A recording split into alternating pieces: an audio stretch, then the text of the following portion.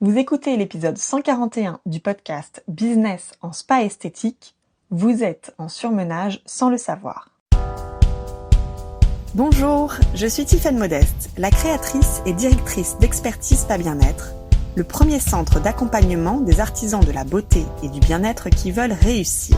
Notre mission, vous enseigner ce que vous n'avez pas appris à l'école. La gestion d'entreprise, les stratégies business et le management des équipes.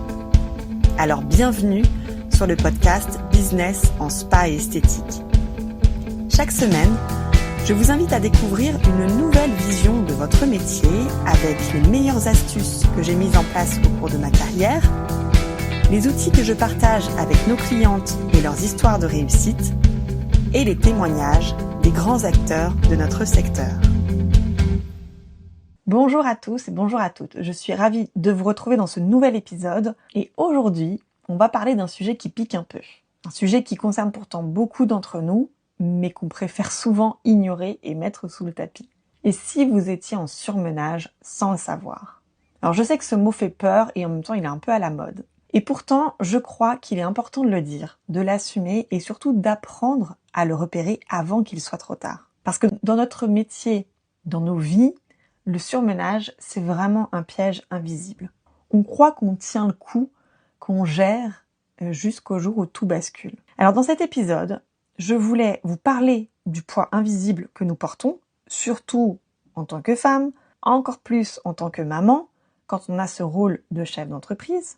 Je vais également partager avec vous mon expérience personnelle des derniers mois parce que oui, moi aussi, j'étais en plein surmenage et j'ai frôlé le burn-out. Et puis, je vais vous donner aussi une checklist des signaux d'alerte qu'on peut repérer pour que vous puissiez faire votre propre bilan. Et surtout, au travers de cet épisode, je voulais vous proposer des solutions concrètes pour reprendre, entre guillemets, le contrôle avant d'arriver au point de rupture. En fait, le surmenage, alors c'est vrai que c'est un mot, comme je vous ai dit, qui est un peu à la mode. On entend beaucoup parler en ce moment, c'est un vrai sujet. Mais parce qu'on vit dans une époque où la pression, elle est partout. Elle est de tous les côtés. On a une espèce d'injonction qu'on doit tout réussir. On doit être une chef d'entreprise inspirante, on doit être une maman présente, une épouse attentive, une amie disponible, une femme épanouie et heureuse. Et tout ça avec le sourire et avec un compte Instagram qui respire la sérénité. Les réseaux sociaux, bien sûr, n'arrangent rien parce qu'en fait, on passe notre temps à se comparer à d'autres qui affichent leur propre vie et qui semblent tout réussir. Et dans notre secteur, dans le bien-être, dans la beauté, c'est encore plus dur. Parce qu'on doit prendre soin des autres en permanence. On est le soutien de nos clientes, de nos équipes. Mais en fait, qui prend soin de nous? Et puis, il y a la réalité du quotidien. Il y a les clientes à satisfaire, il y a les équipes à gérer, il y a la communication où on doit être super clair et efficace, les objectifs financiers à atteindre, les nouveautés à suivre, et tout ça en même temps, bien sûr, que la vie personnelle. Les enfants, les repas, les vacances scolaires à organiser, les émotions de chacun à gérer, et puis cette machine à questions qui n'arrête pas de tourner en boucle dans notre tête. Le surmenage, en fait, il tombe pas du ciel, Il s'installe doucement parce qu'on s'habitue à être fatigué, on s'habitue à être stressé, on s'habitue à dormir moins et on dit voilà, c'est normal c'est la vie. Sauf qu'en fait, c'est pas normal.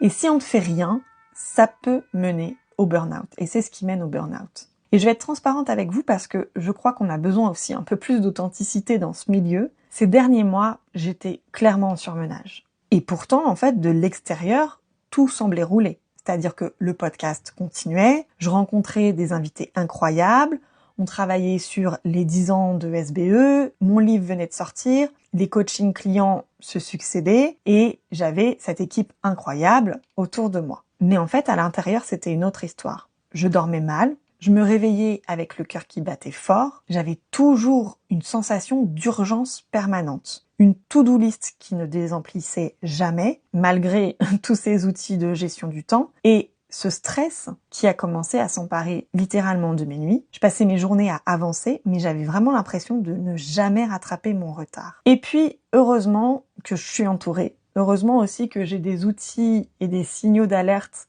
que je connais bien. Et le fait justement d'être entourée, j'ai 3 coachs dans ma vie et je vous en parle régulièrement. Et à ce moment, mes 3 coachs m'ont toutes dit la même chose. Tiffaine, là, alerte rouge, t'as besoin de te reposer. Et le simple fait de mettre un mot sur ce que je vivais, de reconnaître en fait, bah oui, effectivement, tout ce qui se passe, ce sont des signaux. Si une de mes clientes me racontait ce qu'elle vivait, je lui dirais clairement la même chose. Donc le fait d'avoir ces coachs qui m'ont mis en alerte, ça a changé beaucoup de choses. J'ai compris que j'étais pas juste fatiguée, j'étais dans une spirale qui pouvait m'amener droit dans le mur. Alors, ce que j'ai fait, c'est que cet été, j'ai dit stop. J'ai pris une pause. D'abord, j'ai eu besoin d'avoir du vrai repos. Donc j'ai fait une vraie pause. Je suis revenue à l'essentiel. Alors je dis pas que c'est super confortable ni super facile. En tout cas, je sais que c'est un exercice qui est absolument indispensable et nécessaire et qui m'a énormément aidée. Donc je suis revenue à l'essentiel. J'ai repris un petit peu ma semaine idéale. Qu'est-ce qui me faisait plaisir dans cette semaine? Quels étaient les projets finalement qui me tenaient le plus à cœur? Parce qu'en fait, je ne peux pas être partout. Il faut choisir ses priorités. Donc, quelles étaient ces priorités-là? Et ce que j'appelle l'essentialisme.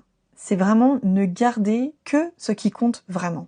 Et je peux vous dire quelque chose. Le fait d'avoir des coachs, le fait d'être accompagné, c'est ça aussi qui m'a sauvée. Et d'avoir tous ces outils, bien sûr, en main. Parce qu'elles ont vu ce que je ne voyais plus et ce qu'on a vraiment du mal à voir en fait quand on n'est pas accompagné, même si on connaît les mécanismes, pour autant, c'est que elles m'ont aidé à faire pause et à reprendre le contrôle. En fait, j'avais vraiment confiance et pour accompagner justement les clientes, je sais après ce qui se passe. Donc il fallait simplement qu'à ce stade, j'écoute mes signaux et les signaux externes. Alors comment savoir si vous êtes en surmenage ? Je vous ai fait une checklist très simple. Donc prenez peut-être un stylo et un papier et notez les points en fait qui vous parlent en ce moment. Numéro 1, vous avez une sensation de fatigue énorme. C'est-à-dire que vous vous sentez fatigué tout le temps, même après avoir fait une nuit complète. Numéro 2, vous avez une sensation d'urgence permanente. C'est que vraiment tout ce qui tombe, c'est urgent, urgent, urgent. Comme si tout devait être fait tout de suite à la minute, sinon il y a danger. Numéro 3, vous perdez patience facilement. Vous vous sentez irrité, à fleur de peau, les émotions prennent une dimension énorme. Numéro 4, vous n'avez plus de plaisir dans votre travail. Même, parfois ça peut arriver avec des clientes fidèles. Numéro 5, votre sommeil est perturbé. Vous avez du mal à vous endormir, ou bien vous vous réveillez la nuit avec des pensées qui tournent en boucle. Numéro 6, vous vous sentez dispersé, beaucoup moins concentré.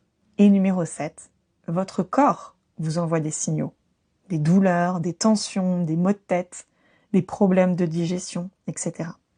Alors c'est pas une liste exhaustive, en tout cas, si vous cochez entre guillemets plusieurs de ces cases, c'est peut-être pas de la fatigue normale. Ce sont des signaux d'alerte et les ignorer ou penser que ça ira mieux quand, ça vous rendra pas plus forte et ce sera pas forcément le cas. Mais la bonne nouvelle, c'est que clairement on peut en sortir et on peut arriver à reconstruire en fait son énergie, sans avoir creusé trop profondément bien sûr. Mais ça demande de prendre des décisions courageuses. La première décision, c'est d'accepter de revenir à l'essentiel. L'essentialisme, c'est ça, c'est d'arriver à faire le tri, de se demander, en fait, comme je ne peux pas être partout, qu'est-ce qui compte vraiment pour moi? Qu'est-ce qui est le plus important dans ma vie? Quelles sont les tâches vitales pour mon business, pour ma famille, pour ma santé? Et lâcher tout le reste parce qu'en fait, on n'aura jamais assez de temps pour tout accomplir. On n'est pas obligé de tout faire. Vous n'êtes pas obligé de tout faire. Vous n'êtes pas obligé de dire oui à tout le monde. Deuxième décision capitale, c'est de changer ses habitudes en créant votre semaine idéale. Une semaine qui vous fait plaisir quand elle est posée sur le papier. Pour ça, vous bloquez dans votre agenda des moments stratégiques, de l'espace en fait, pour faire de la gestion, c'est-à-dire votre rôle de chef d'entreprise, de l'espace pour vos projets, ceux qui vous tiennent à cœur, qui peuvent être aussi bien des projets professionnels comme personnels, de l'espace aussi pour votre famille, et puis de l'espace pour vous. En fait, si ça, c'est pas écrit dans votre agenda, ça n'arrivera jamais. Vous ne laisserez jamais la place à tout ça. La troisième décision, c'est de vous entourer. Le coaching, j'en parle beaucoup, mais c'est vraiment un levier puissant parce qu'un coach voit ce que vous ne voyez plus.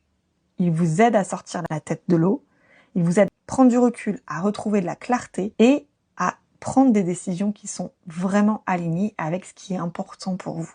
Décision numéro 4, c'est de remettre le plaisir au cœur de tout ça. On n'est pas obligé de souffrir, en fait, en permanence. On n'est pas obligé de souffrir au quotidien.